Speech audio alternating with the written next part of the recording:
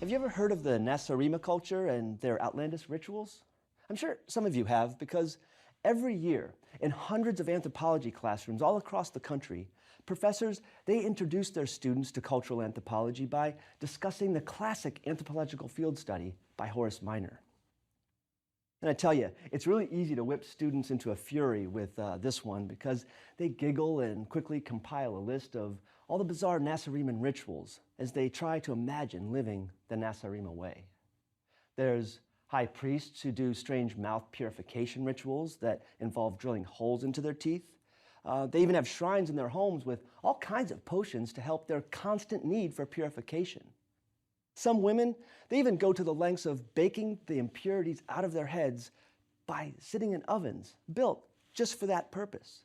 Now, I tend to shock them when I actually mention that I myself am of Nasariman descent. And believe it or not, some go quiet and quite red with embarrassment for their previous levity, while others, they just express confusion as they wait for more details.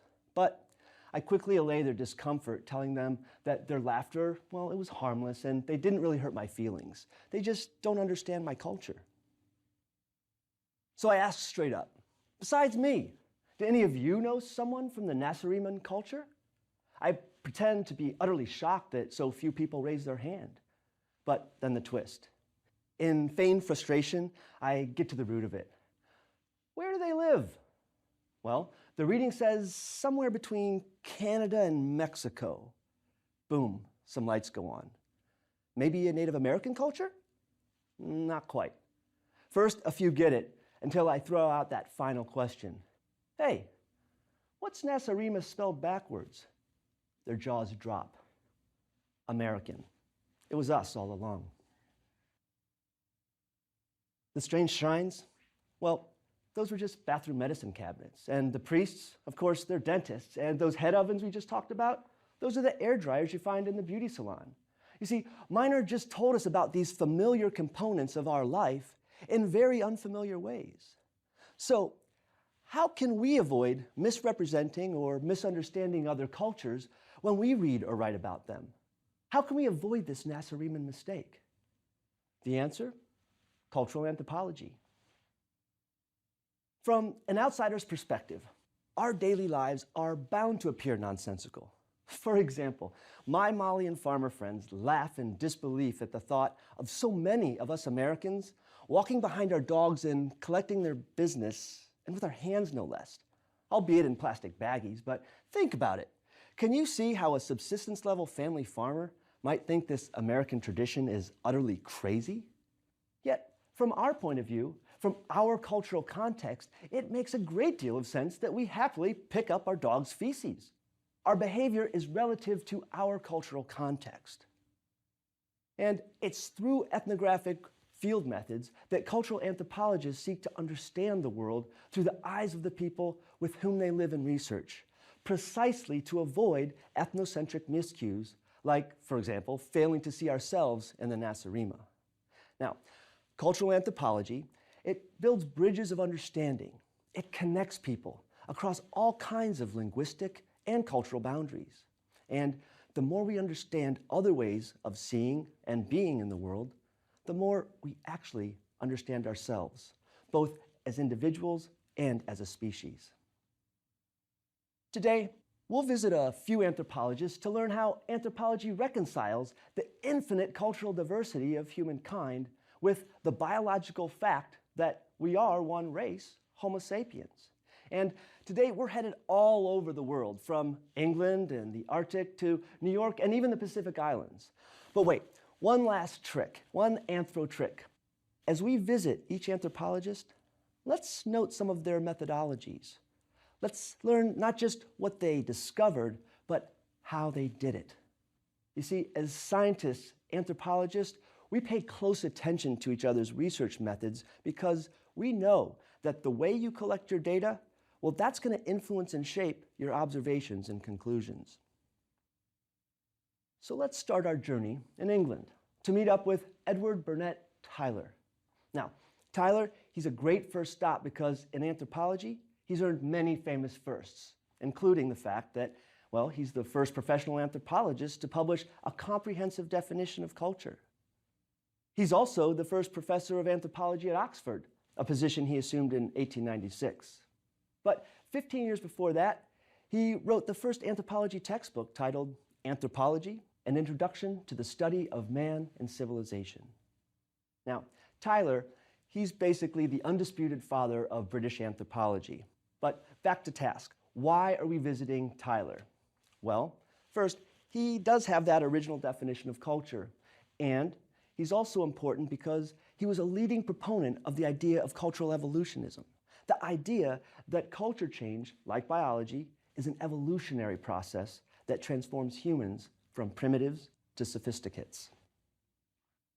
So, let's start with Tyler's definition of culture, which we find in his 1871 book, Primitive Culture. There, Tyler asserts that culture is, quote, that complex whole which includes knowledge, belief, art, morals, law, custom, and any other capabilities and habits acquired by man as a member of society. Now, where does he get this definition? Well, his methodology is what we consider ethnology, which is often characterized as classic Victorian armchair anthropology. You see, rather than travel the globe documenting exotic cultures, Tyler and ethnologists, they explored human cultural diversity by mining libraries and archives from the comfort of their desks. And ultimately, he deployed a comparative approach that blended ethnology, archaeology, and philosophy, or we could say reason. And one of the central tenets of Tyler's work and of cultural evolutionism is that progress is our dominant narrative. Collectively, we are on an arc from primitive to civilized, culturally and biologically. Now, one of his passions was the anthropology of religion, which he understood from an evolutionary point of view. And as an element of culture, primitive religion, it starts with primitive people trying to solve life's big puzzles, like, what's going on with this death thing? Then it evolves from magic and mystery through polytheism into monotheism, and then finally, science. So, understanding culture from Tyler's early anthropological point of view basically means that we see human diversity as evidence for the biocultural evolution of humankind. And according to this perspective, we can sort world cultures into one of three grades. There's the savages, the barbarians, and the civilized. Tyler, he wasn't alone as a cultural evolutionist.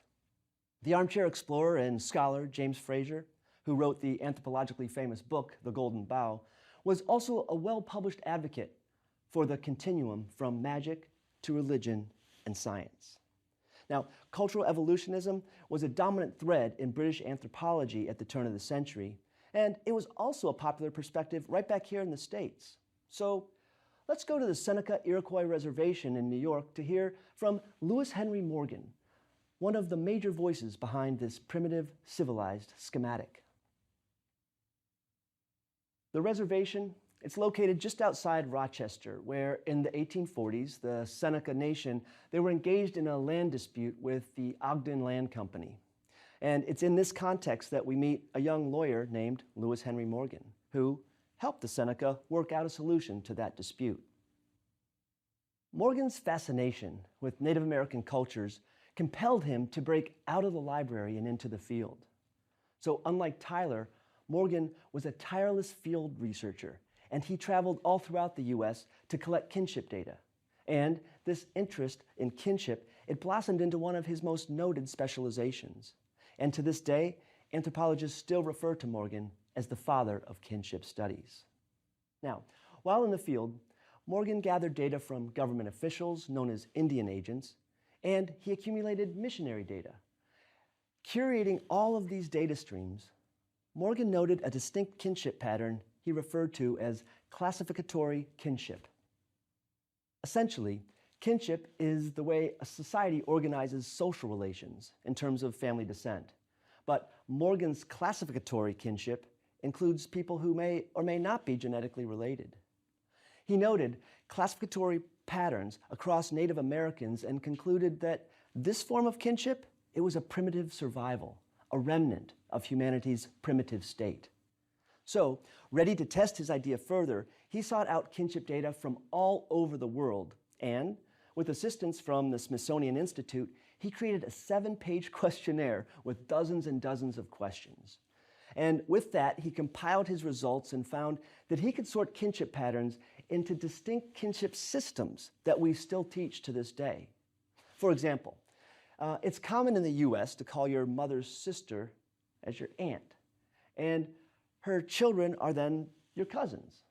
But would you believe that in some cultures, we'd refer to our aunt as mother, and therefore her kids would actually be our siblings and not our cousins? So in 1877, he published his findings in a major book called Ancient Society. Now, this book was fiercely influential on the era's great thinkers and writers, like even Marx and Engels. In it, he clearly defines cultural evolutionism as a process in 3 phases. First, there's the most primitive, what he called the savage stage, which he associated with foraging communities. Then, there's the barbarian stage, brought on by the domestication of plants and animals. Then last, there's the ultimate civilized stage with state-level societies. And here he is in his own words.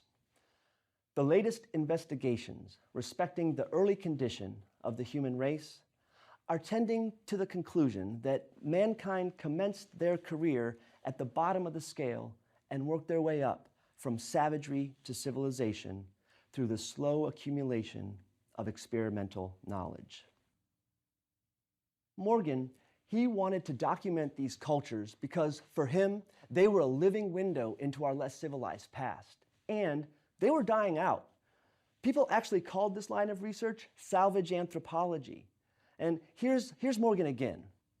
The ethnic life of the Indian tribes is declining under the influence of American civilization. Their arts and languages are disappearing, and their institutions are dissolving.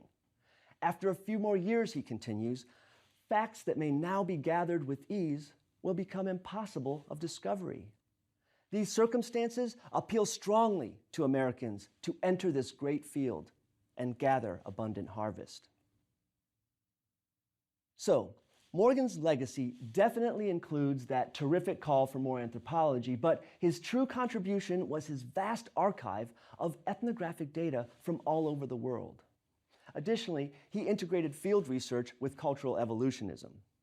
So, from Morgan's point of view, he advocated a comparative method that was much more at home in the humanities than in biology, and it embraced the Enlightenment narrative of progress, with Victorian civilization defining the highest level of cultural evolution.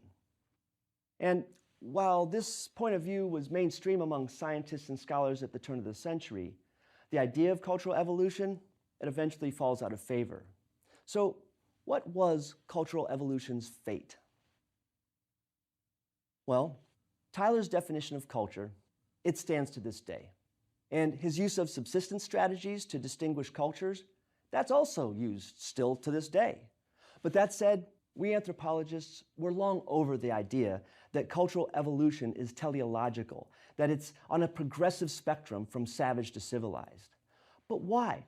Why did cultural evolution fall out of favor? Why did anthropology finally move on from that savage to civilized trajectory? Well, the answer takes us to our next destination, and that's the Arctic.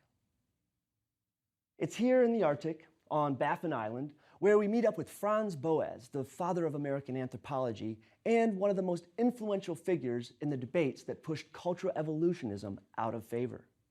So, in the 1880s, young Boas was out on Baffin Island on a 15-month field study. Now, before you hear from him, let me just prep you on who this guy really is. First of all, he was a physics PhD, a bona fide scientist from Europe. You see, his research, it focused on color perceptions of Native Americans in northern Canada.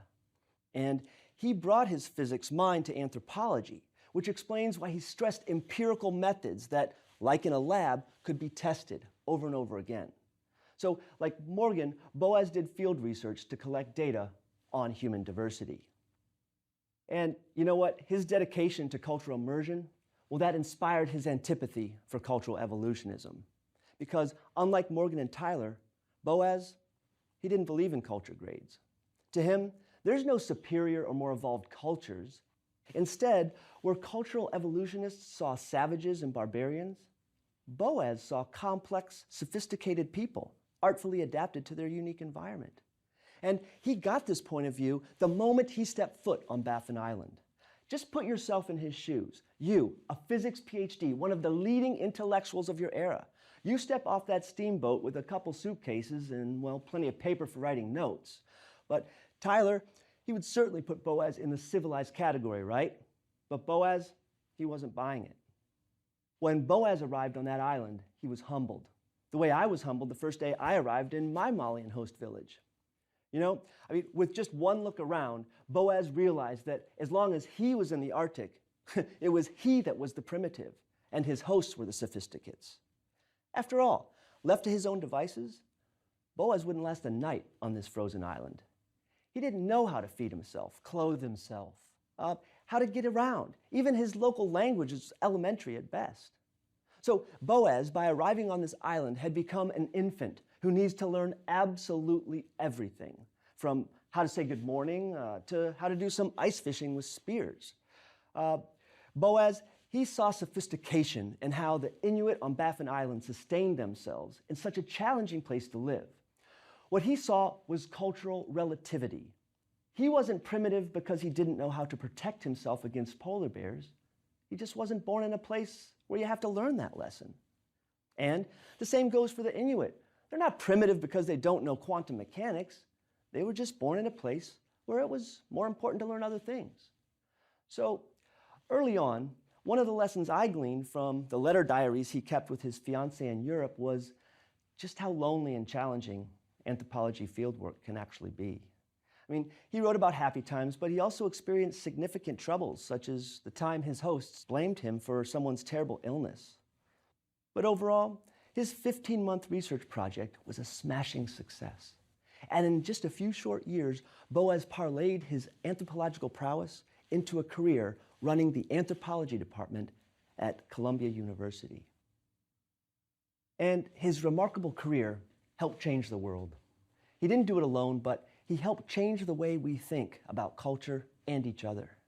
His career, it literally marks anthropology's transition out of cultural evolutionism and into cultural relativity, a perspective we still hold tightly to this day. And thanks to this work, there's no more ranking cultures from civilized to primitive. Now, we're all modern. Different in appearance and culture, sure, but we're all modern. We're one human race. But how did he do that? Government, industry, and eugenics, they all brought cultural evolutionism right into the mainstream. How did cultural relativity win out in an era entrenched in cultural evolutionism? Well, he did plenty of research, and he accumulated massive collections of anthropological artifacts. He wrote over 700 books and articles alone. Perhaps his greatest legacy, however, were the scores of students he mentored.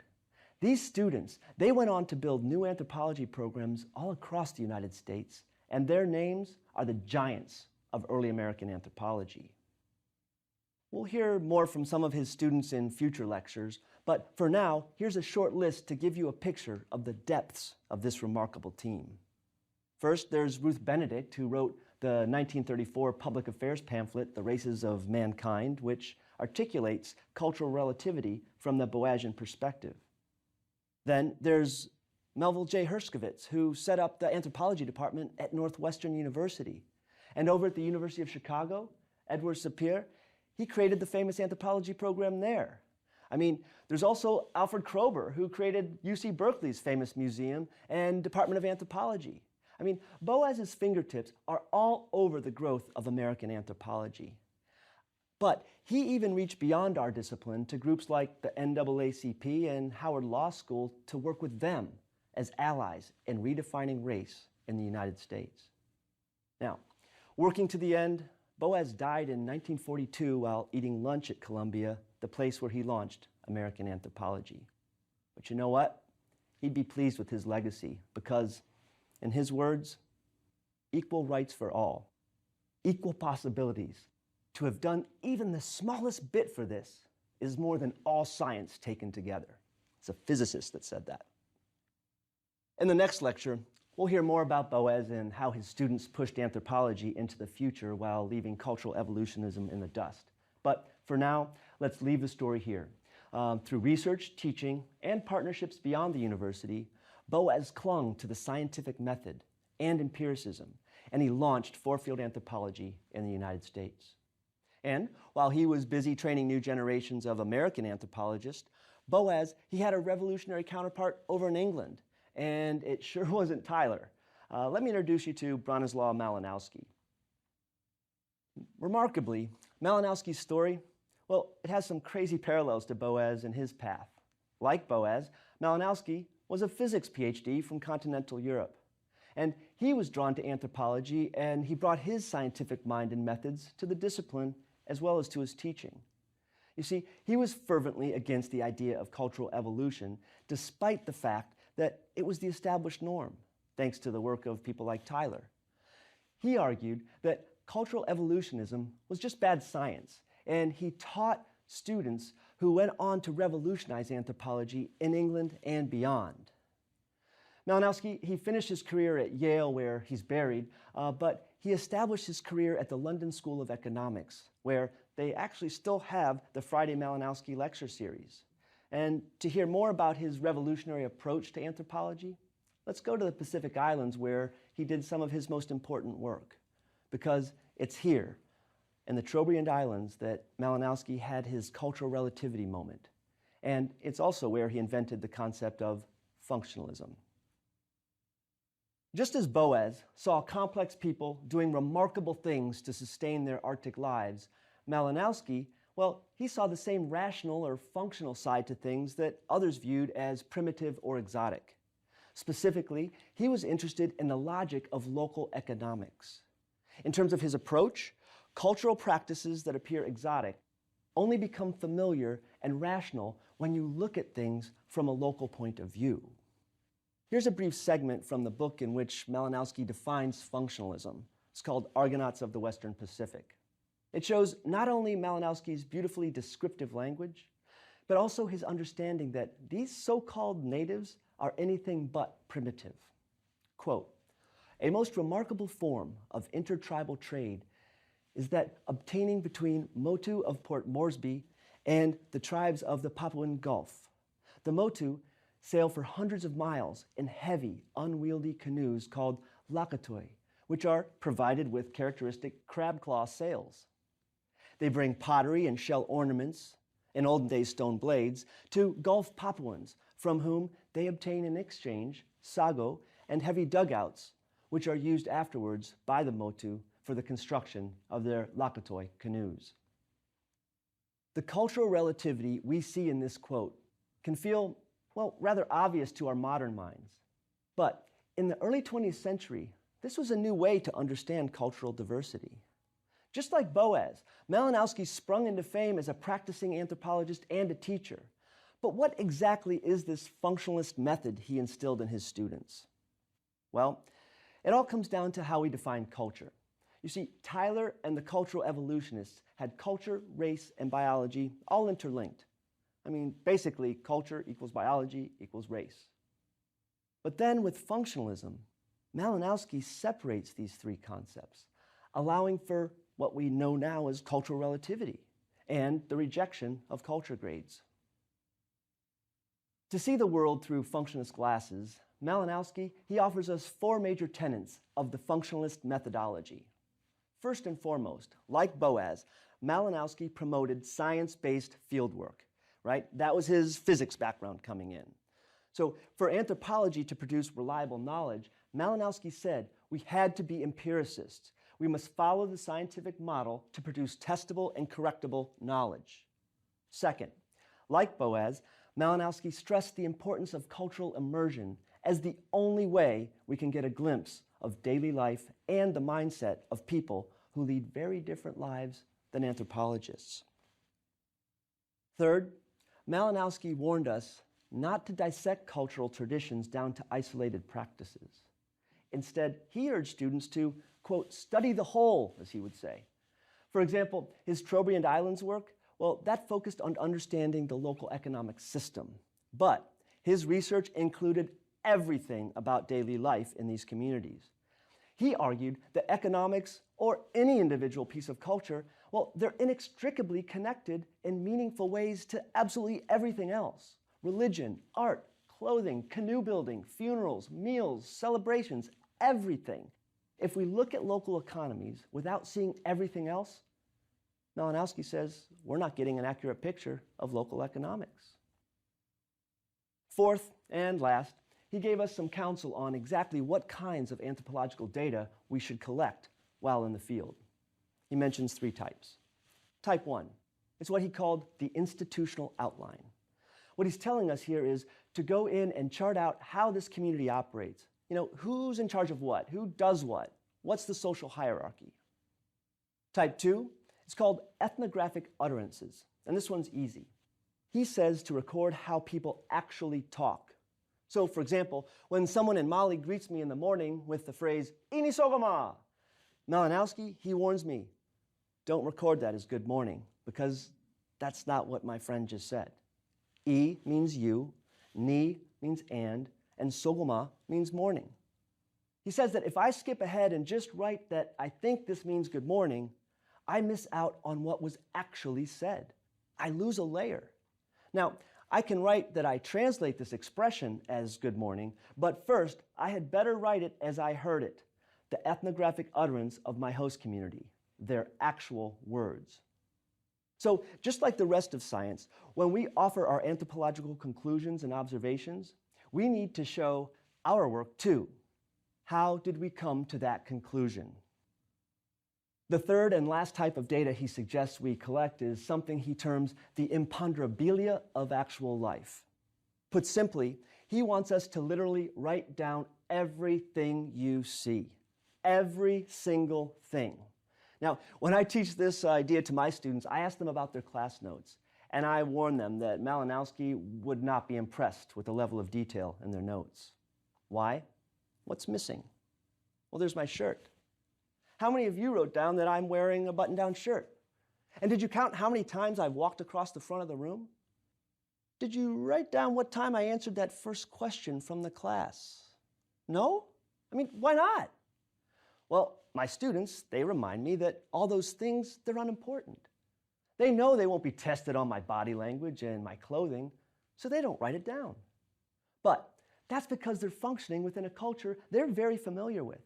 They know students aren't tested on where the teacher stands during lectures, so they ignore that to focus on the important things. But, as Malinowski points out, when you get to a new and unfamiliar culture, you have no idea what's important and what's not. So, to be thorough and comprehensive, write down every detail you can. When you read Malinowski's work, the rich and deep descriptive language was made possible by the depths of details in his field notes. In fact, he's a brilliant model for writing about culture. You see, blending his Western point of view with perspectives he acquired through cultural immersion, Malinowski, he invents a new genre of writing, ethnographic realism. And in addition to the functionalist methods we just discussed, Malinowski also tells us that our cultural immersion, or as he refers to it, participant observation, it includes some classic ethnographic tools, including doing a census, mapping, language study, surveys, interviews, and importantly, a field diary to ensure that you separate your objective and subjective data in notes. Now, the subjective or etic notes, they're for your diary, while the objective or emic observations, they're for your field notes. So there you have it. A quick glance at how pioneers like Malinowski and Boas envisioned new ways to decipher cultural diversity in the name of anthropology and science.